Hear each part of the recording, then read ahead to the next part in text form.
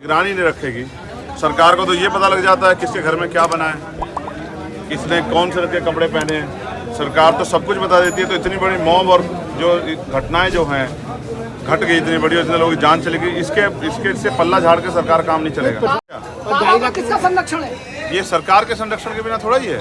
आप ये बताओ, जब सारी FIR दर्ज हुई है तो बाबा का नाम उसमें नहीं है, तो ये बिना मुख्यमंत्री जी की मर्जी के थोड़ा ही हो रहा होगा। अगर जाति धर्म देख के कार्रवाई नहीं कर रही है तो 25-25 लाख रुपए का मुआवजा देकर इनकी मदद करे।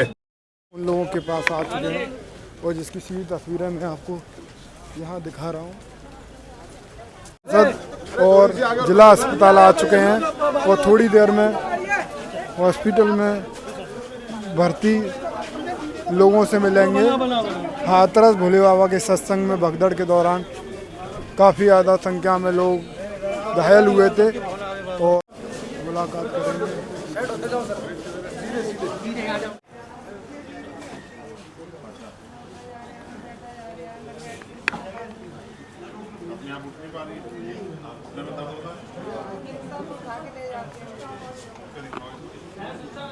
के भरोसे इतनी बड़ी जनता को छोड़ दिया। जैसा मुझे अभी बताया गया कि भाई बाबा के सत्संग में कोई अंदर नहीं जा सकता, अंदर वो अपनी व्यवस्था रखते हैं। ये समझना पड़ेगा कि लोकतांत्रिक देश है और लॉ एंड ऑर्डर की जिम्मेदारी पुलिस और एडमिनिस्ट्रेशन की है। ये बाबा के भरोसे नहीं छोड़ा है। दूसरी बात, इस बात पे भी गौर करना पड़ेगा कि 80,000 लोगों की जिम्मेदारी में कितने लोगों की व्यवस्था लगाई गई। अगर 100 लोगों की, 50 लोगों की, 200 लोगों की लगाई गई तो ये पर्याप्त नहीं। तो LIU का इंटेलिजेंस का भी बहुत बड़ा फेलियर है। और दूसरा, सरकार अगर निगरानी नहीं रखेगी, सरकार को तो ये पता लग जाता है किसके घर में क्या बना है, किसने कौन से रंग के कपड़े पहने हैं। सरकार तो सब कुछ बता देती है। तो इतनी बड़ी मॉब और जो घटनाएं जो हैं घट गई, इतनी बड़ी, इतने लोगों की जान चली गई, इसके से पल्ला झाड़ के सरकार काम नहीं चलेगा।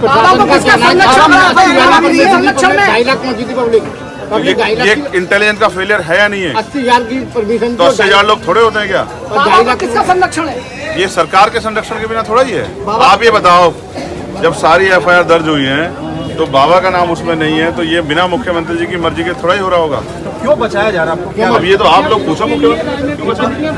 मैं तो ये कह रहा हूँ, विपक्ष क्या कह रहा है? हमारे लोगों को, विपक्ष नहीं, हम कह रहे हैं, विपक्ष छोड़िए, हम ये कह रहे हैं कि अंधविश्वास, पाखंडवाद से जितना जनता दूर रहेगी उतना ही उनका जीवन सुरक्षित रहेगा। और ये भी समझिए, मैं बाबा से भी कहना चाहता हूँ, बाबा अगर इन लोगों के हितैषी हैं तो कम से कम 1-1 करोड़ रुपए का मुआवजा इन परिवारों को दे। और सरकार अगर जाति धर्म देख के कार्रवाई नहीं कर रही है तो 25-25 लाख रुपए का मुआवजा देकर इनकी मदद करे। और अपने यहाँ की अस्पताल और तमाम तरह की मेडिकल सुविधाओं को भी, क्योंकि उस दिन ऑक्सीजन की व्यवस्था नहीं थी सही रूप से, इन सुविधाओं को भी ये जो है अपना ठीक करे, जिससे कि जनता को परेशानी ना हो। सांसद जी, BSP उपचुनाव लड़ रही है, इसमें क्या कहेंगे आप? आज देखिए, एक समस्या और ये है कि बहुत सारे लोगों की जान गई है और बहुत सारे लोग ऐसे हैं जो अभी चिन्हित नहीं हुए हैं। तो मैं प्रशासन से ये भी कहूँगा कि वो हर पीड़ित को चिन्हित करे और उनको मुआवजे के दायरे में मिलाए, क्योंकि कुछ लोग जो हैं बिना पोस्टमार्टम के अपने परिवार को साथ उठाएंगे, बहुत जोर से उठाएंगे, इतने जोर से उठाएंगे सरकार को जवाब देना पड़ेगा। इस मामले को संसद में इतनी जोर से उठाएंगे कि सरकार को जवाब देना पड़े। और अभी हमने अपने सीनियर नेताओं से कहा कि वो आंकड़े इकट्ठा करें कितने लोगों की जान गई है, टोटल कितने लोग जिनकी जान गई है। और मैंने जो आपसे कहा 80,000 लोगों की जिम्मेदारी, परमिशन में 80,000 लोग थे, तो वो 100 लोगों के भरोसे नहीं छोड़ी जा सकती। चुनाव लड़ रही है, क्या कहेंगे सांसद जी? हाँ, ये इसके लिए एडमिनिस्ट्रेशन से जवाब मांगा जा रहा है कि अब तक बहुत सारे लोग अपने परिवार से नहीं मिल पाए। तो मैं उम्मीद करूंगा कि मुख्यमंत्री इनके दर्द को समझेंगे, गरीबों के दर्द को, और इनको न्याय दिलाने का काम करेंगे। और दोषियों पे, चाहे वो बाबा हो या कोई और हो, जब न्यायिक आयोग बन गया तो वो फेर जांच करके कठोर से कठोर कार्रवाई इन पे हो।